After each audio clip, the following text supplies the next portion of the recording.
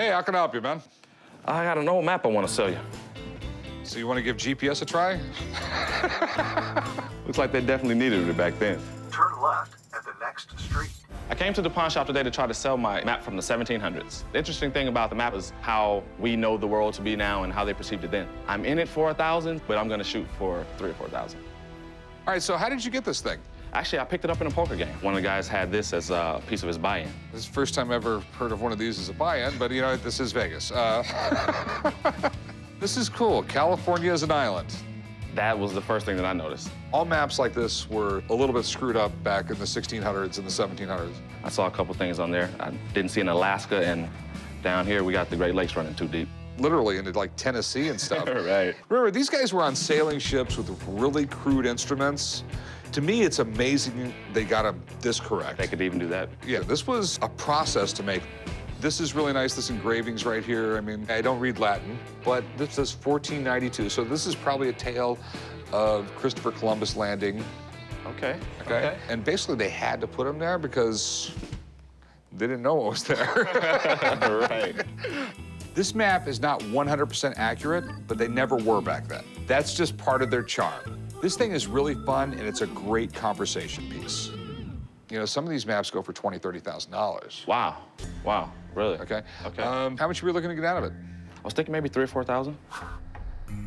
Quite frankly, it could be less, it could be more. The cool thing is he gave you a map of the new world as opposed to the old world. If it's of Europe, it's a quarter of the price. Really? You know, you sort of needed a map of Europe if you lived in Europe. Right. This was definitely a luxury item because it was the new world. No one was really there. This was just a cool thing to hang on the wall. Do you mind if I call someone in who will know a lot more about the map and he can date it for me? That works for me. Let me get the guy a call. All right, thank you. He doesn't have a good poker face. He seems pretty excited about it, so I'm seeing big bucks coming. Ooh, a California as an island map. Yeah. This is beautiful. How did you come up with this? I actually won this in a poker game. Really? Yeah. Now that's got to be an interesting poker game. It definitely was. All right, so tell me all about it. When California was first discovered and put on the map, it wasn't shown as an island because we knew that it was part of the North American continent. In 1602, an explorer by the name of Sebastian Vizcaino came up the west coast here, and he said that California was an island. So map makers started showing it as an island in the late 17th century. The interesting thing about map making in the 18th century, they had to base everything on other explorers' work and try to correct the errors that they found there. So I know the older the printing date of these maps, the more valuable they are. The big concern is, what year is it? I can understand that with prints like this. There's a couple of things that we have to look at here. One of them is Mendocino. If you look at that, you see it's Mondocino. He misspelled it when he engraved the map. Now, in a very late engraving, he corrected that. It says that it was printed by Johann Michael Probst. Probst bought the plates in 1762. 1784, he added 1784 to the end of this line here. From the details that I see on it, not having 1784 down here. You can get it within about 20 years. This particular map dates from between 1762 and 1784. It's in very, very nice shape. It was a nice win in poker. That's amazing. Thanks, Mark. Not a problem, thank you. This is an 18th century print of this map, and it's in beautiful condition. So this is a very nice find to have come into the shop. It's made a little later than I was hoping. I go 1,500 bucks on it. It seems to me that it's worth a lot more than $1,500. 2,500.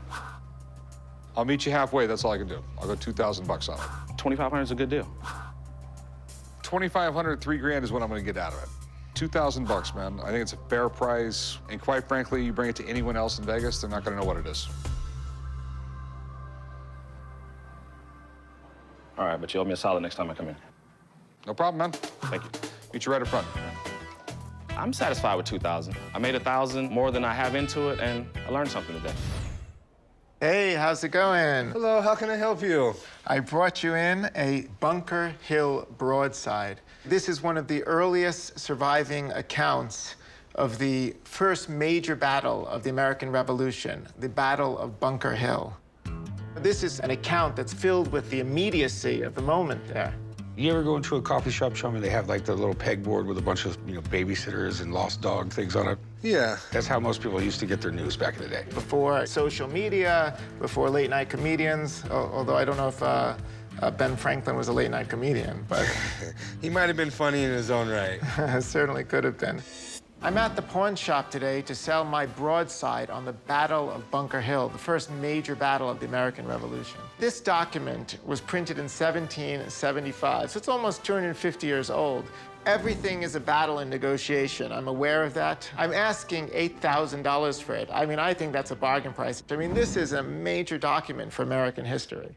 Well, it's a pretty cool piece you have here. And how did you get this? I actually bought this at an auction maybe 15 years ago, something like that. You ever hear of the Battle of Bunker Hill, chum?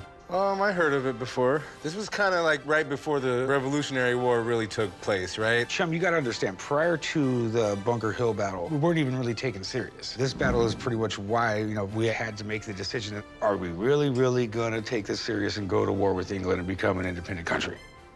Well, I imagine when this got posted up, people are rushing over there to read it and get a perspective on what's going on in America right now. Oh, yeah. George Washington was in New York at the time, and he received the news from a broadside probably just like this one about what happened on Bunker Hill. That's pretty cool to think George Washington might have read this exact same broadside. You can actually even see some of the holes here, which is probably where they put nails. So what are you looking to get for it? I'm asking $8,000. I mean, for a 200-some-odd-year-old piece of paper, it's in great condition. I mean, it's almost in too good a condition for me. Just to ease my mind on the condition of it, do you mind if I have somebody take a look at it? Of course. All right, Chum, you want to give him HP a call? Yeah, we'll be right back. All right, hang out, we'll be back in a little bit, okay? Awesome. I've got the guys interested. I mean, that's half the battle. Now I just need the expert, hand him a bayonet and have him charge up the hill and close the sale. Hey, what's up, Corey. Mark? Chum, how you doing? Hey, how's how it you going? doing? Good. How's the beard? It's working. So this is what I called you about. Ah. A broadside. Yes, it is. And Corey had some concern because it's in kind of good condition to be a couple hundred years old. Yeah, it is. I mean, you rarely see something that's this old in this good a condition, right? Well, no, I've seen quite a few. We all don't work in museums. Yes, well, that's part of it. That's true. You mind if I take a look? Of course, go ahead. Oh, this is a nice one. This is called The Bravery of the King's Troops. Wait, this has a name? Yeah, this is a known broadside because it is the first one that was printed of the Battle of Bunker Hill, the battle that actually started the Revolutionary War. And of course, this is an interesting piece. It's a wonderful piece because it's early disinformation. He was overtly lying in this as a way of downplaying what had happened to tell the British, oh, look at how wonderful your troops did. He's saying, here's what I saw, but not quite. We wouldn't see that, of course, today. I think we see it all day, every day. That's right. But it's a wonderful piece. I mean, there's some damage. You've got a corner missing here. You've got some water damage down here. But it's also kind of nice because you've got a nail hole. This is how it would have been put up on a wall or a post of some sort. This is a wonderful piece. Do you think this is an original from the time period? Yeah, absolutely. I have no question about that. What we talk about today is acid-free paper. That's what this is, but that's because this was printed before we had modern paper. So this was printed on paper made out of rags. A colonial era document like this will last better than, your newspaper from this morning. I get all my information online, Mark. Of course you do. Well, Mark, I appreciate you coming down, man. Not a problem. Good to see you. Thanks a lot. Well, the beard has spoken. Yeah. So what do you guys think? It's really, really cool. I gotta make money too. Sure. Would you do $5 grand? I mean, you got to imagine how rare and important this is. I mean, I love this thing. You got to come up some from there. What are you thinking? I mean, I thought 8 was fair. I mean, I'll go down to 7. And I'll go up to 6. How's that sound? Oh my gosh, who's gonna win this battle? I know they didn't do this in the Revolution, but can we make a compromise? Can we go at 65 halfway, meet me? Your dad probably would like this too. You know what? I'll do 65. Show me want to write them up. All right, well, it looks like we got a deal for 6,500. I'll meet you over there. Sounds good. I'll head over there. Thanks. Negotiating them was definitely a battle, but I wasn't going to retreat on this one. I'm in Pennsylvania on a work trip, and I'm taking a look at a Brown Bess wall gun from the 1770s. Hey, you doing? what's going on? This is the gun, huh? This is Grandpa's Brown Bess. Pretty cool. Brown Bess, what, 1772? About that. Yeah, this is a pretty cool gun. I mean, very, very heavy, not the kind of gun you could fire holding. It's got the horseshoe mount right here, and this would have allowed it to be mounted on a wall. It's pretty big. I mean, I can see why you wouldn't want to put this on your shoulder and fire it. I have a Brown Bess wall gun, which is a really old flintlock gun that was mounted on the wall of a fortress back in Revolutionary War days. The Brown Bess was always at my grandparents' house, and my grandfather always told us stories how his father brought the Brown Bess back from England when he was a little boy. I'm looking to get $7,500 for the Brown Bess wall gun. This thing looks pretty cool. It's kind of considered one of the first modern firearms, you know? Of course, you had to load it with the ramrod, which is right here. Is this the original ramrod on it? It is, and it's in firing condition. That's pretty cool. You don't see that a lot with guns this old. No. A lot of the time, those will get lost. And it has a crown marking here. Where'd you get it? It was my grandfather's. Me and my brothers grew up playing with it. His father brought it over from England eons ago, and then my Uncle Mickey inherited it, and he gave it to me. Have you ever fired it? I fired it when I was a young kid. We used to fire it in my grandfather's backyard. Well, the gun looks pretty good. How much are you looking to get for it? I'd like to get $7,500 for it. I can see that, actually. It's probably somewhere in the ballpark of that for sure. The gun, obviously, it's got some age on it, but it looks to be in pretty good condition. You got the original ramrod there and the mount, so when you have those kind of things original to the gun, it does increase the value a little bit. I have Alex coming, my gun expert, and yeah, he'll be able to authenticate it. It's gonna be here any minute. All right, great. Chumley called in an expert to come in and authenticate the Brown Bess, and hopefully it will validate the price I'm looking to get. Hey, Alex. Hey, chum, how are you? I'm pretty good. So, this is what I called you about right here. Wow. Firing order. Is it? Yeah, we used to shoot it when I was little. Swear to God. As a kid? Yeah. This thing is a beast. Whoa. So I noticed some markings right here. There's some type of crown right here with a little arrow and stuff. Yeah, so that's King George III's cipher. So it dates this to the reign of King George. He was the king for the American Revolution. He lost America for the British. So this is his cipher. Yeah, now I see why they mounted on the U. Yeah, so it's on a yoke mount, and so this would be called like a rampart gun or a wall gun.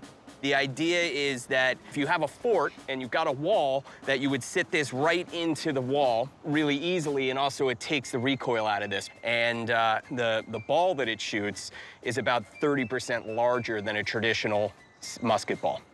You want to see how big the balls are? I do. Wow. Look at that thing. Oh my God, that's heavy too. Yep, solid lead. So this pattern gun was developed in 1738. This is an updated version, and these are rare. You do not see these, especially ones that are as complete as this. It does have some worm. That's not uncommon, but it is a detractor. Well, I definitely want to fire it. All right, before I fire it, I'd like to see if it functions well, and then I'll tell you what I think it's worth, okay? All right, you do your magic. So let me just take this rod out. Oh, yeah. That is original, would you say? Yeah, you can tell by the way this is formed up here that it is the original. All right, just making sure it's empty right now? Yeah, so the good thing is the rod goes all the way back, which means there's nothing in there. Okay. So that's really good. So I can put the rod away. All right, I got a target that I made up. It's in my truck. I'll grab it, come back, load it, and shoot it, okay? All right. Always prepared, this guy. The weapons expert wants to fire the Brown Bess, and hopefully that will increase the value of the gun. So these are clays. If we hit one, it'll explode. Well, let's load her up and see how she fires. All right. Ooh. This is about 100 grains of black powder. So here is that almost golf ball size lead ball.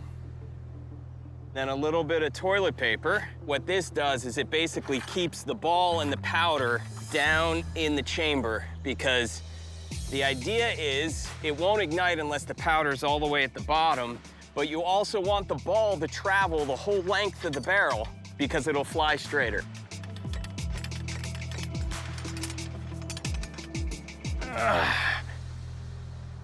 Perfect.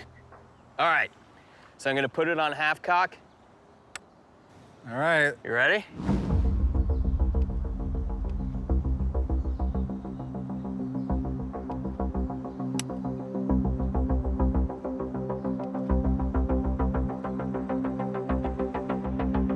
Whoa! Yes! Look, I got it! You got 2 of them. Yeah! That thing is, look how big that hole is! You know what? I couldn't have done better myself. You wanna try it? I'll reload it. No, I think that's good. You know what? It works. Whoa! That's all I need to know. I don't want to put any extra wear and tear on it because I might actually get a chance to buy it. That's true. And man, that is fun. Thank you so much. So should I give him the $7,500 for it? I think you should give him the $7,500 because I think it's worth $20,000. Why do I call you again?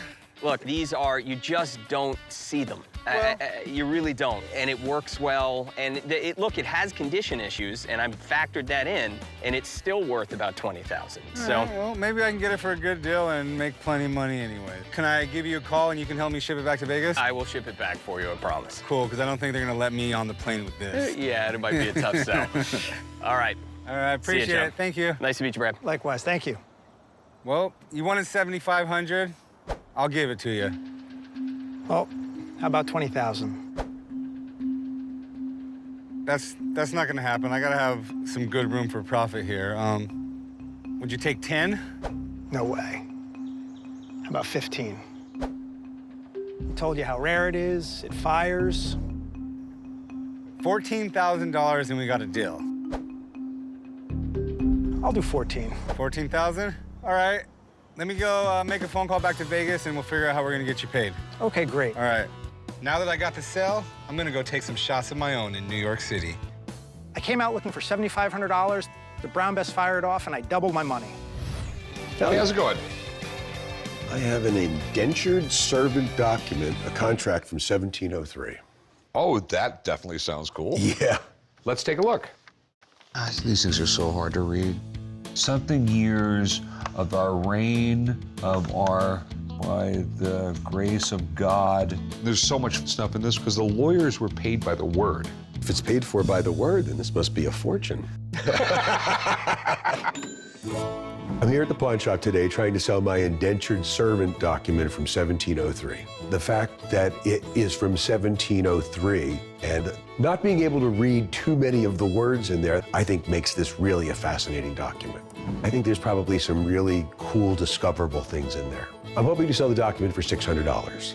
So you think it's for an indentured servant? Well, that's what I was told when I purchased it from the New Orleans Public Library. Okay.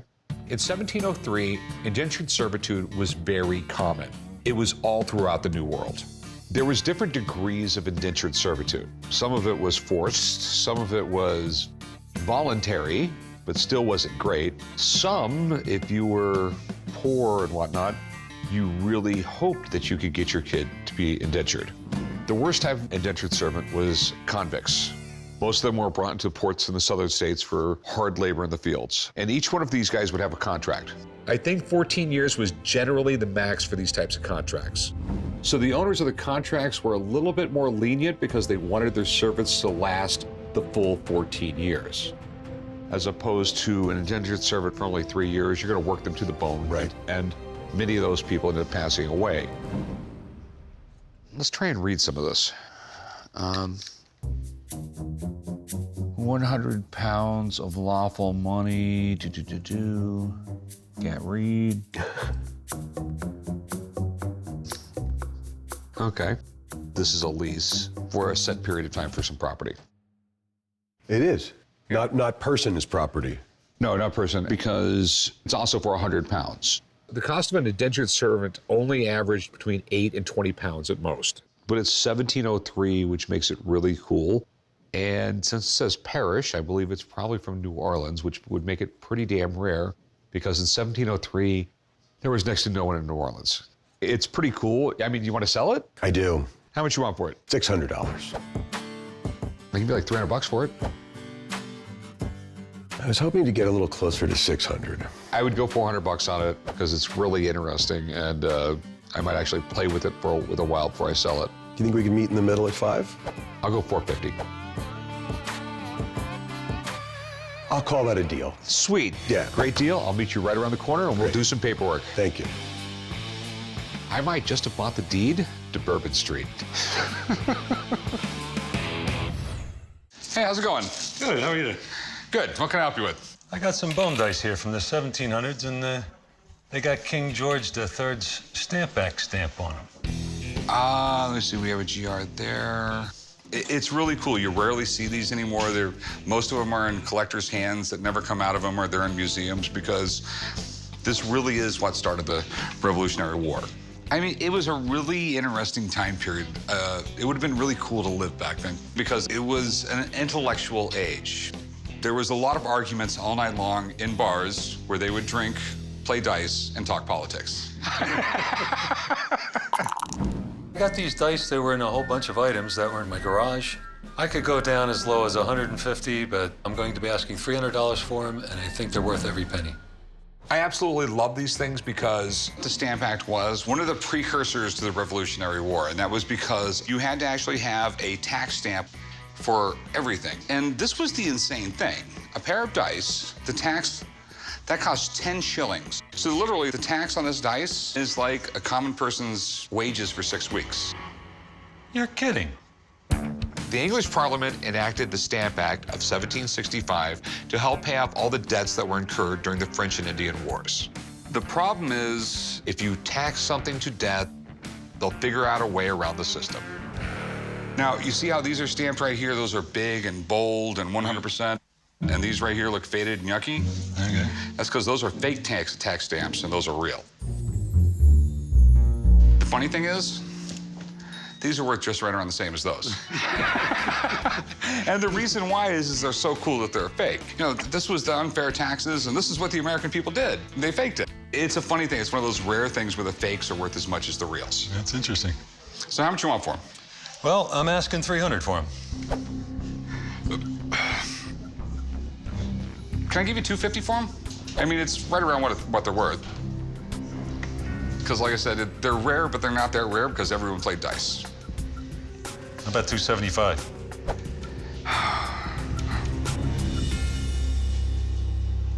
You know what? They're really cool. I'll give you $275. Okay. Okay, meet you right up front here. With the $275 I got today, I'll probably just take my friend to a really nice dinner.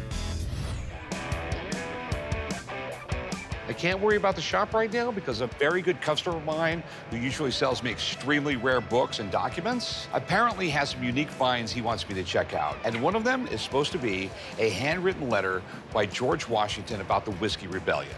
I cannot lie. I love anything about the OG GW. Wow. Adam. Hey, Rick, how's it going? Pretty good. I love the vault door. I mean, did they keep the Holy Grail in here at one time? It's actually in 9020, but I lost the key to that box. Speaking of Holy Grails, I brought you 3 Holy Grails, 3 real treasures. The first one is a painting from a medieval Book of Hours from about 1430. In the 19th century and the 20th century, the miniature paintings inside were recognized as true works of art in and of themselves. I know the Book of Hours was probably the most popular book in the Middle Ages. Religion was very, very important. And it was also a status symbol just having a book because they were literally done by hand. And they were so prized and revered, they were even given as dowry gifts. It's so rare to see illuminations like this. This one is really well executed. So the big question, how much you want for it? I was going to ask $12,000. Well, maybe there's a package deal to be done. Okay, I'll show you the other stuff. So this is the Book of Games by Edmund Hoyle. It's printed in Philadelphia in 1796. And that makes it the first book on card games printed in America.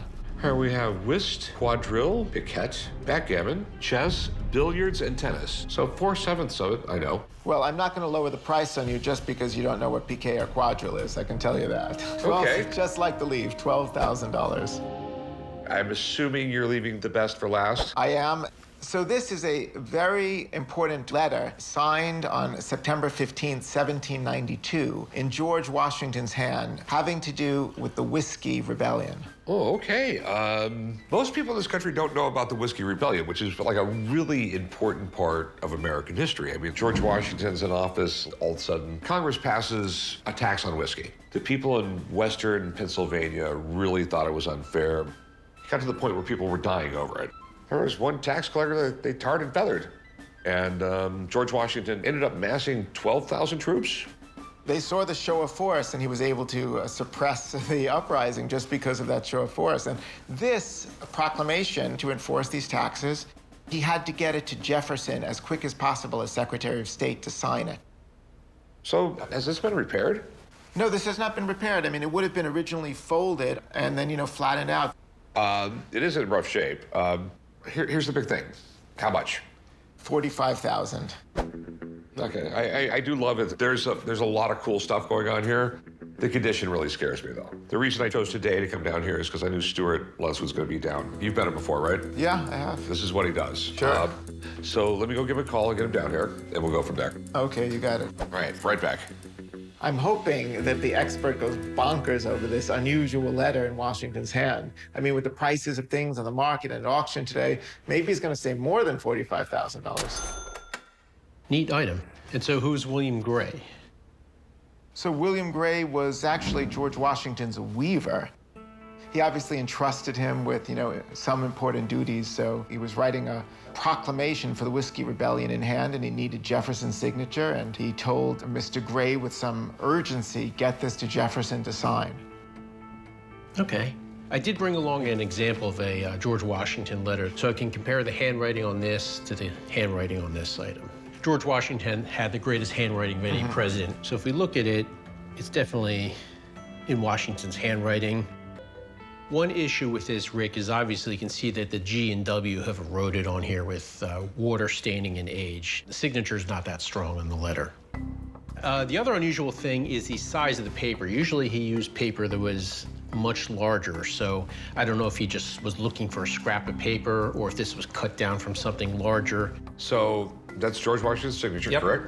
In his handwriting, and in not too good a condition. Correct. So you put that in a blender, and the price is? With other similar Washingtons that I cited, I think something like this, a fair market value would be about $20,000 on it. That's a little disappointing to hear. Well, thanks, Stuart. You're the best. Nice seeing you again. Oh, great seeing Good you. luck with it, Rick. It's a great piece of American history. All right, I'll talk to you soon. All right, thanks, Rick.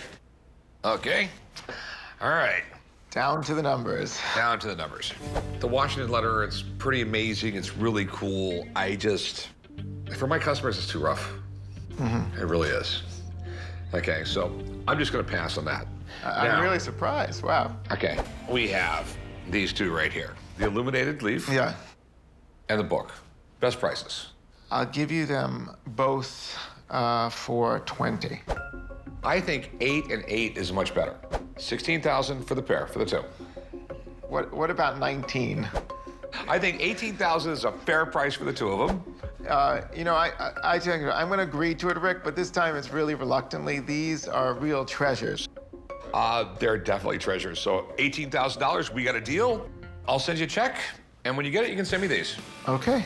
Like always, man, it's a pleasure. Okay, well, thank you so much. I love selling you things. You appreciate them, so all good. Okay, cool. And you did check all of these, right? I'm not going to tell you the one with the diamonds. Get out of here. Hey, how can I help you? Got an old Swedish carriage strongbox. Where in the world did you get this? Found it at a farm auction in Sweden, actually. So what were you doing in Sweden? Chasing blondes.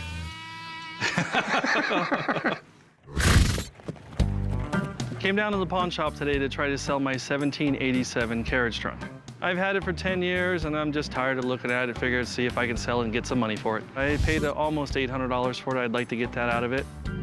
So do you know anything about it? It's called a fad skrin in Swedish.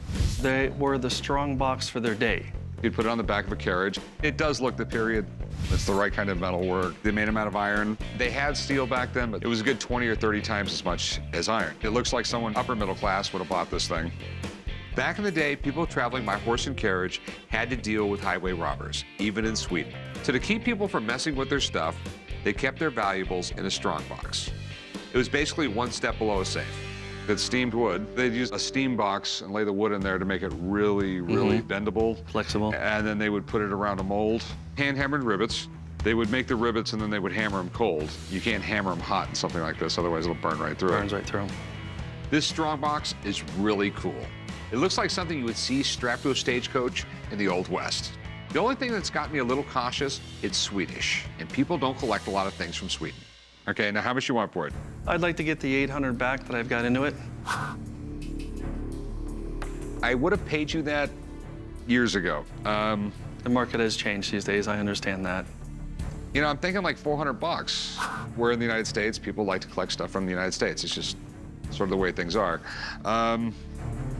Could you do 6? Looks like an old pine trunk, son. Do 3. No offense, but this is the age that it is, and it's a rare piece. Can we settle at 5?